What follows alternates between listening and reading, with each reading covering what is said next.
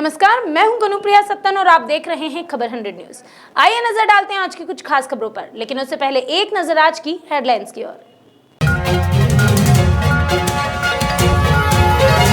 सुवासरा में स्वच्छ भारत मिशन की उड़ी धज्जियां, जिम्मेदारों की बड़ी लापरवाही से लगा गंदगी का अंबार। 25वां सड़क सुरक्षा सप्ताह चलाया जा रहा है, ट्रैफिक में नंबर 1 आना उद्देश्य। महाकाल मंदिर प्रबंधन समिति की बैठक, मंदिर की व्यवस्थाओं पर हुई चर्चा। कृषि कानून का विरोध जोरों पर, किसानों के समर्थन में उतरी कांग्रेस, कानून वापस लेने की मांग। नगर परिषद सुवासरा स्वच्छ भारत मिशन के तहत कचरा मुक्त शहर का दावा कर रही है, लेकिन सर्वे करने पर मामला उल्टा ही पड़ता नजर आया। मंदसौर जिले के कैबिनेट मंत्री हरदीप सिंह डंग के गृह जिले में नगर परिषद सुवासरा में वार्ड क्रमांक 5 और 6 में गंदगी और कचरे का अंबार लगा हुआ है। हर तरफ गड्ढे ही नजर आते हैं, साथ ही साथ पीने के पानी की पाइपलाइन भी चौक पड़ी हुई है। ऐसी स्थिति में नगर परिषद सुवासरा को साफ सफाई में पहला स्थान मिलने की बात करना सपना देखने की तरह ही है। अब देखना यह है कि प्रशासन कब अपनी आंखें खोलकर असल स्थिति को देखता है। कई बार करवाया सर हमने, और इसका एक प्रस्ताव भी करवा रखा हमने, और माननीय पार्षद महोदय ने इसका परिषद की मीटिंग में प्रस्ताव भी करवा रखा है। उसमें भराव डलवाने का वो भी पास है, उसकी बाउंड्री का प्रस्ताव भी पास है। प्लस हमने 2018 में एक मांग पत्र के माध्यम से तत्कालीन विधायक हरदीप सिंह डंग को भी एक आवेदन प्रस्तुत किया था कि भाई साहब यहाँ पर ये स्थिति और वार्ड की जनता काफ़ी परेशान हो रही है, और वहाँ गंदीवाड़ा दलदल का रूप लेके है वहाँ पर गड्ढा। अब आप जाके देखोगे तो आपको खुद को पता चल जाएगा। आसपास के रहवासी काफ़ी परेशान है उस गड्ढे से, दलदल से।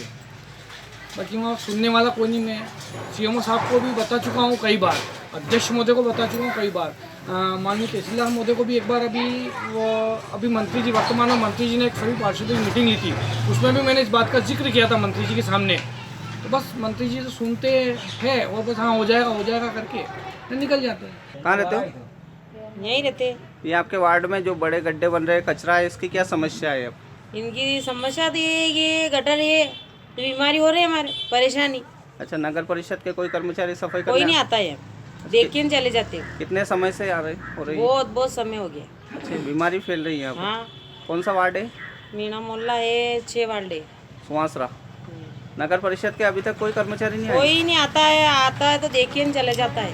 नगर परिषद द्वारा एक विज्ञप्ति जारी की गई है। शासन के निर्देशानुसार स्वच्छ सर्वेक्षण हेतु एक विज्ञप्ति है, जिसमें हमने पब्लिक से, नगर वासियों से ये अपेक्षा है कि अगर नगर में कहीं गंदगी है या किसी प्रकार की कुछ है तो वो 15 दिवस के अंदर हमें नगर परिषद में सूचित करें। हम वो वैसे स्वच्छ सर्वेक्षण के अंतर्गत कामकाज चल रहा है, सफाई व्यवस्था ठीक ठाक चल रही है, और आगे में समय में और स्वच्छता की ओर ध्यान। गोरखपुर में रामगढ़ ताल थाना क्षेत्र के अजवनिया गांव के पास हाईवे पर एक बस में शॉर्ट सर्किट से भीषण आग लग गई। वहीं सूचना पर पहुंची फायर ब्रिगेड ने रामगढ़ ताल पुलिस के सहयोग से कड़ी मशक्कत के बाद इस आग पर काबू पाया। बताया जा रहा है कि बस झुग्गियों से चोरा चोरी की तरफ जा रही थी। इसी दौरान रास्ते में आग लग गई। घटना के समय बस में सिर्फ ड्राइवर ही मौजूद था, जिसने कूदकर अपनी जान बचा ली। 32वें सड़क सुरक्षा सप्ताह के तहत सागर सामाजिक विकास समिति ने इंदौर के रीगल तिराहे पर यमराज की वेशभूषा में वाहन चालकों को यातायात नियमों के प्रति जागरूक किया। इस दौरान हेलमेट भी वितरित किए गए। दरअसल स्वच्छता में नंबर 1 रहे इंदौर शहर को ट्रैफिक में भी पहले नंबर 1 पर लाने के लिए यातायात पुलिस के साथ ही विभिन्न संगठनों द्वारा जागरूकता फैलाई जा रही है। ये सागर सामाजिक विकास समिति द्वारा आज हेलमेट प्रदान किया जा रहा है। साथ ही यातायात माह जो पूरे देश में चलाया जा रहा है, उसके तहत सड़क के नियम, हेलमेट के प्रति जागरूकता और यातायात की समझाइश दी जा रही है समय समय पर, ताकि सड़क एक्सीडेंट और दुर्घटनाओं को रोका जा सके। और सागर सामाजिक विकास संस्था द्वारा हेलमेट भी प्रदान किए जा रहे हैं। जो लोग हेलमेट नहीं पहन रहे उनके लिए एक तरह का जागरूकता। बिल्कुल, ये भी एक तरीके की मुहिम है जिसके तहत लोगों को समझाइश दी जाती है, जिस तरह से लोगों को अवेयर किया जाता है कि यदि अधिकांश जो दुर्घटनाओं में सबसे ज़्यादा हेड इंजरी होती है और हेड इंजरी से बचने का एकमात्र उपाय होता है हेलमेट। जहाँ तक फेटल एक्सीडेंट की बात है उसमें 90% केसेस जो हैं वो हेड इंजरी से, और हेड इंजरी को सुरक्षात्मक बचाव का उपाय एक ही है, वो सिर्फ हेलमेट। आपका परिचय? मैं सुमित बिलोनिया, सूबेदार यातायात पूर्व इंदौर। उज्जैन में कोरोना महामारी के मद्देनजर प्रशासन ने महाकालेश्वर मंदिर में दर्शनों से लेकर पूजन और फूल प्रसाद ले जाने की अनेक व्यवस्थाओं में परिवर्तन कर दिया था। लेकिन अनलॉक के बाद समय समय पर मंदिर प्रबंधन समिति ने दर्शन व्यवस्थाओं में बदलाव करते हुए श्रद्धालुओं को छूट प्रदान की है। हाल ही में मंदिर में दर्शन व्यवस्था सहित निर्माण कार्यों को लेकर मंदिर प्रबंधन समिति की बैठक कलेक्टर आशीष सिंह की अध्यक्षता में संपन्न हुई। इसमें महाकाल चौराहे से मंदिर तक मार्ग को 24 मीटर चौड़ा करने सहित मंदिर में फूल प्रसाद ले जाने से प्रतिबंध हटाने जैसे अहम निर्णय लिए गए। आज जो प्रबंध समिति में विषय रखे गए थे उसमें भस्म आरती को प्रारंभ करने को लेके और गर्भगृह में प्रवेश प्रारंभ करने को लेके एक विषय था, जिस संबंध में प्रबंध समिति ने सर्वसम्मति से निर्णय लिया है कि इस व्यवस्था को महाशिवरात्रि के तत्काल बाद जो है वो चालू करना चाहिए, और जो भी महाशिवरात्रि के बाद वाला सोमवार पड़ेगा या उसके 7-8 दिनों के अंदर हम लोग भस्म आरती भी प्रारंभ करेंगे। और जब भस्म आरती प्रारंभ होगी तो पूरी कैपेसिटी के साथ में चलेगी, और गर्भगृह में जो प्रवेश जो पहले चलता था कोरोना से पहले उसको भी प्रारंभ कर दिया जाएगा। लेकिन एक जो मंदिर के समय रहता था, टाइमिंग रहती थी, खासतौर पर रात में, अभी तक हम लोग केवल 9:45 बजे तक प्रवेश दे रहे थे, तो शयन आरती कहीं न कहीं जो है वो जो श्रद्धालु हैं उनके लिए प्रतिबंधित थी, उसको हम आज से ही चालू कर देंगे। शयन आरती में लोग भाग ले सकते हैं, उसको देख सकते हैं, और इसी हिसाब से जो उसका समय है जो 9:45 तक होता था उसको हम लोग 10:15 तक आगे बढ़ा रहे हैं। देखिए, अभी गर्भगृह में प्रवेश प्रतिबंधित रहेगा पूर्व की तरह। महाशिवरात्रि के बाद इस पे हम लोग निश्चित रूप से निर्णय करेंगे और महाशिवरात्रि के तत्काल बाद इसको चालू किया जाएगा। जी हाँ, आज लगभग जो महाकाल मंदिर के आसपास की 4-5 रोड्स हैं उनके चौड़ीकरण को लेकर जो माननीय मुख्यमंत्री जी के द्वारा सहमति दी जा चुकी है, वही प्रस्ताव आज रखे गए थे, जिसमें महाकाल मंदिर से लेकर जो सामने का चौराहा है जो महाकाल घाटी वाला, वहाँ तक हम लोग 18 मीटर करेंगे। और इसके अलावा जो महाराजवाड़ा के सामने की दोनों रोड्स हैं, एक तो जो महाराजवाड़ा और छोटा रुद्रसागर के बीच की रोड है उसको हम लोग 12 मीटर करेंगे, और महाराजवाड़ा और मंदिर के बीच के जो मकान हैं और कुछ 1-2 होटल्स हैं उनको हटाने का काम किया जाएगा, जिससे महाराजवाड़ा और महाकाल मंदिर दोनों एक ही परिसर में हो सके। परिसर का पूरा देखिए, जो महाकाल मंदिर के सामने का भूअर्जन होना है उसमें ज़मीन का भी मुआवजा मिलेगा और साथ साथ जो बिल्डिंग है उनका भी मुआवजा मिलेगा, और सरकार की जो गाइडलाइन है उसमें 2 गुने दाम जो है मिलते हैं, उसी आधार पर उनको कीमत का भुगतान किया जाएगा। सिंहस्थ क्षेत्र में आ रही है क्योंकि वो पूरा अवैध ही है वो निर्माण। देखिए, सिंहस्थ क्षेत्र में भले ही शामिल हो, लेकिन सिंहस्थ क्षेत्र में भी प्राइवेट ज़मीनें हो सकती हैं। कोई ज़रूरी नहीं है कि सिंहस्थ क्षेत्र की सभी ज़मीनें सरकारी हों। अगर प्राइवेट ज़मीन हम लोग ले रहे हैं तो उनके भूअर्जन में दुगना पैसा उनको मिलेगा, और जो बिल्डिंग बनी हुई है उसका भी पैसा उनको प्राप्त। सर, दानदाताओं के लिए विदेश जो दानदाता आते हैं उनके लिए भी एक अकाउंट।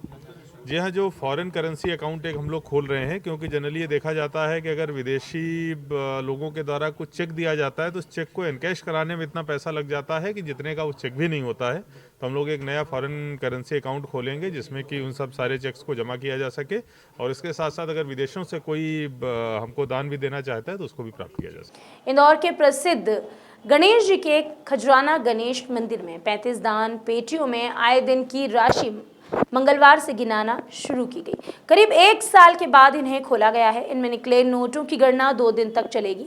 जानकारी के अनुसार प्रशासक के आदेश पर हर चौथे वर्ष माह में दान पेटियों को खोला जाता है। फरवरी के बाद दान पेटी जून में खोली जानी थी, लेकिन कोरोना के चलते लॉकडाउन के कारण यह संभव नहीं हो सका। पिछले साल फरवरी माह में दान पेटियां खोली गई थी। उसी समय करीब 26 लाख रुपए नगद और जेवर आदि निकले थे।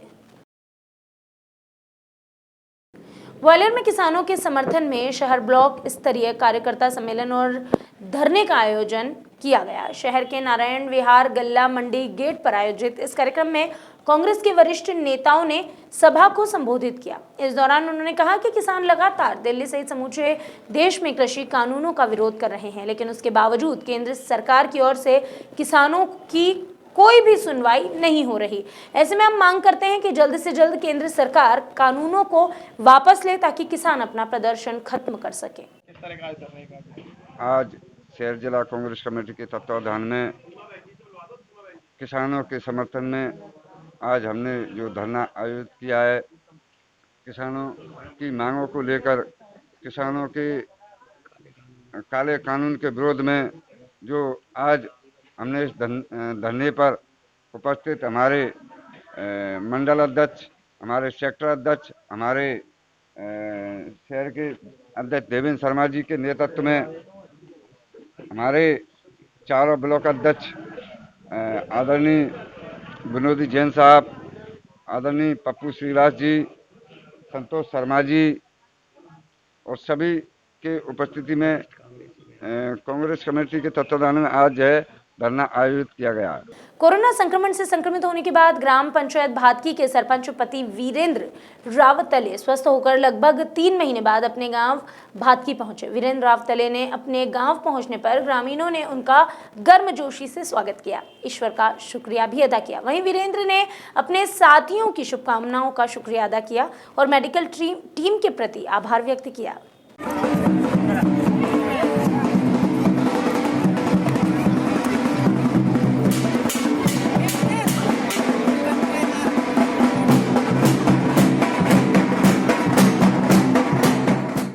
मध्य प्रदेश के ग्वालियर चंबल संभाग में ऐतिहासिक ग्वालियर व्यापार मेला हर साल दिसंबर माह में लग जाता था, लेकिन इस बार कोरोना की वजह से यह 15 फरवरी से शुरू हो रहा है।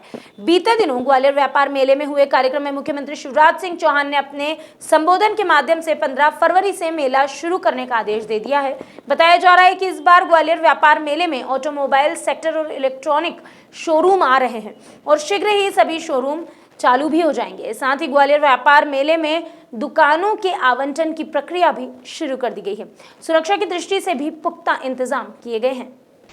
ग्वालियर व्यापार मेले की जो प्रारंभिक तैयारियां हैं वो हमने शुरू कर दी हैं। आज हमारे बोर्ड की बैठक भी है और कई विशेष बिंदु हैं जो बोर्ड की बैठक में निर्णय हो जाएंगे, तो कल से उसी स्पीड में कुछ काम हो जाएगा। इस बार अक्सर ऑटोमोबाइल सेक्टर आ रहा है, वो भी आ रहा है, इलेक्ट्रॉनिक भी आ रहा है, दोनों आ रहे हैं, दोनों आ रहे हैं। कोविड-19 को ध्यान में रखते हुए कोविड को ध्यान में रखते हुए सब व्यापारियों ने आश्वासन दिया है कि वो भी अपने स्तर से सहयोग करेंगे। उसमें जैसे सैनिटाइजर की उनकी व्यवस्था करना, हम भी गेट पर सैनिटाइजर और का कर रहे हैं, तो कर रहे हैं जितना सावधानी अपने स्तर पर रख सकते हैं पूरी कोशिश। जिस तरीके से 15 तारीख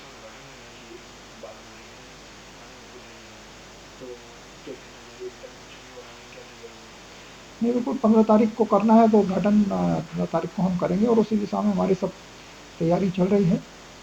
कल से और भी स्पीड से तैयारी शुरू हो जाएगी। कितने व्यापारी नहीं, व्यापारी तो जितने हर साल आते हैं उतने तो आएंगे क्योंकि सभी टच में हैं और जो रूटीन की दुकानें हैं वो तो करीब हमारी उठी चुकी हैं 70%। बाकी ऑटोमोबाइल और इलेक्ट्रॉनिक सेक्टर तो और झूला सेक्टर तो पूरा ही जाएगा, वो इस काउंटिंग में शामिल नहीं है। दुकानों के वो भी आज शाम को निर्णय होगा, उसी क्रम में हम आगे बढ़ेंगे। इंदौर के भंवरकुआं थाना क्षेत्र में मोबाइल व्यापारी के साथ हुई लूट की घटना को लेकर आला अधिकारी भी मैदान में उतर आए हैं।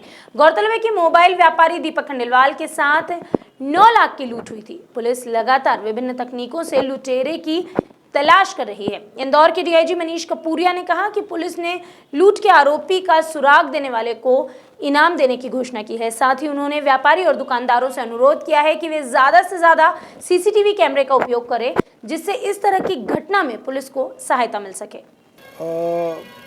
इसमें हमारे पास जो सभी लोगों से मैं आग्रह करूंगा, नागरिकों से भी, कि मैक्सिमम सीसीटीवी का उपयोग वो प्राइवेट प्रीमाइसेस में भी करें। जो प्रतिष्ठान हैं, व्यावसायिक प्रतिष्ठान हैं, उन पर भी सीसीटीवी रहे। वो एक सशक्त माध्यम है हमें इन्वेस्टिगेट करने में, हेल्प करने में, और प्रॉपर प्रोसिक्यूशन हो और सज़ा मिले तो that is also a great thing. इसमें प्रयास सतत रूप से कर रहे हैं। इनाम घोषित कर दिया गया है, हमें उम्मीद है कि शीघ्र पकड़ लेंगे। प्रदेश में चलाए जा रहे ऑपरेशन प्रहार के तहत इंदौर पुलिस ने 70 किलो MDM ड्रग बरामद की। इस मामले में अब तक पुलिस 22 आरोपियों को अपनी गिरफ्त में ले चुकी है। क्राइम ब्रांच पुलिस द्वारा पकड़े गए आरोपियों से लगातार पूछताछ में कई बड़े खुलासे हुए, जिसमें आरोपी बिलाल को गिरफ्तार भी किया गया। DIG मनीष कपूरिया का कहना है कि ड्रग माफियाओं की चेन मिल चुकी है, हम ड्रग माफिया और ड्रग को जड़ से खत्म कर देंगे। साथ ही DIG ने बताया कि ड्रग माफियाओं की संपत्ति का भी पता लगाया जा रहा है, जिससे निराकरण जल्द किया जाएगा। ये तो कहना ठीक नहीं है, क्योंकि अभी पीछे भी 2 दिन पहले भी एक ड्रग पे कार्रवाई हुई है और इसमें कॉन्स्टेंटली हमारा प्रयास रहेगा कि इस मेनेस को हम ख़त्म करें। सर, डब्बा कारोबार किस प्रकार नजर रखेंगे? उसमें आपका मैंने पहले भी आग्रह किया था कि प्रकरणवार जो लीगल एक्शन वारंटेड है वो हम करेंगे। जिसकी भी कोई कंप्लेंट है वो आके बताए उसको क्या प्रॉब्लम है, उसका निराकरण किया जाए। सर, ड्रग्स में जिस तरह से कार्रवाई पिछले दिनों कई तरह की लिंक जुड़ी हुई थी, उस पूरे मामले में किस तरह से आगे प्रयास किए जाएंगे? उसके हर पहलू की जांच की जा रही है। वो ड्रग पैडलर्स की चेन को टोटली हमें डिस्ट्रॉय करना है। जो भी उसमें इन्वॉल्व हैं, जहाँ से ड्रग इनिशिएट होता है और जहाँ लास्ट तक आता है, वो चेन कंप्लीट करके और प्रत्येक व्यक्ति जो उसमें इन्वॉल्व होगा उस पर कार्रवाई होगी।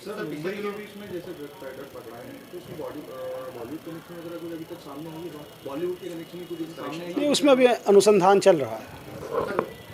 जिस तरह से आरोपियों को गिरफ्तार किया, सर, इनके बैंक अकाउंट या इनकी संपत्तियों को किसी तरह की कोई कार्रवाई की जाएगी? हाँ, फाइनेंशियल इन्वेस्टिगेशन इसका एक मैंडेटरी क्लॉज है और वो करके वो संपत्तियों का भी निराकरण किया जाएगा। सर, पिछले दिनों एक आरोपी पकड़ा था, बिलाल खान, मुंबई से। उसके संपर्क आए थे बॉलीवुड के किसी अज्जू से, तो वो किसी तरह का कोई उस पर काम हुआ? वो मैंने आपसे पहले जिक्र किया कि उस पर अभी अनुसंधान चल रहा है। इंदौर के DIG ऑफिस में हर मंगलवार को होने वाली जन सुनवाई कोरोना संक्रमण के चलते पिछले 10 महीनों से रोक दी गई थी, जिसके बाद जन सुनवाई अब दोबारा चालू होने के बाद तीसरे मंगलवार भी पुलिस जन सुनवाई में 50 से अधिक लोग अपनी शिकायतें लेकर पहुंचे। जन सुनवाई में लोग प्रॉपर्टी, पारिवारिक विवाद और फ्रॉड के आवेदन को लेकर पहुंचे थे। इस सुनवाई को लेकर DIG ने सभी अधिकारियों को सख्त निर्देश दिए और कहा कि जल्द से जल्द इन सभी आवेदनों का निराकरण किया जाना चाहिए। ये जन सुनवाई बीच में कोविड काल में डिसकंटिन्यू हो गई थी, अब वो पुनः प्रारंभ हो गई है और सशक्त माध्यम है कि समस्याओं का दैनिक निराकरण हो जाए, जिसमें लीगल एक्शन अगर कोई वारंटेड होता तो इमीडिएटली करा दिया जाता है, और यदि अगर कोई काउंसलिंग के भी कोई इश्यूज़ होते हैं तो हमारे पास काउंसलर्स भी हैं जो पारिवारिक मसलों को त्वरित रूप से निराकृत कर देते हैं। प्रयास यही है कि बेस्ट पॉसिबल हेल्प दें और समस्याओं का निराकरण कर सकें। अभी के लिए बस इतना ही। बाकी हर छोटी बड़ी अपडेट के लिए जुड़े रहिए खबर 100 न्यूज़ के साथ, जनता की बुलंद आवाज़।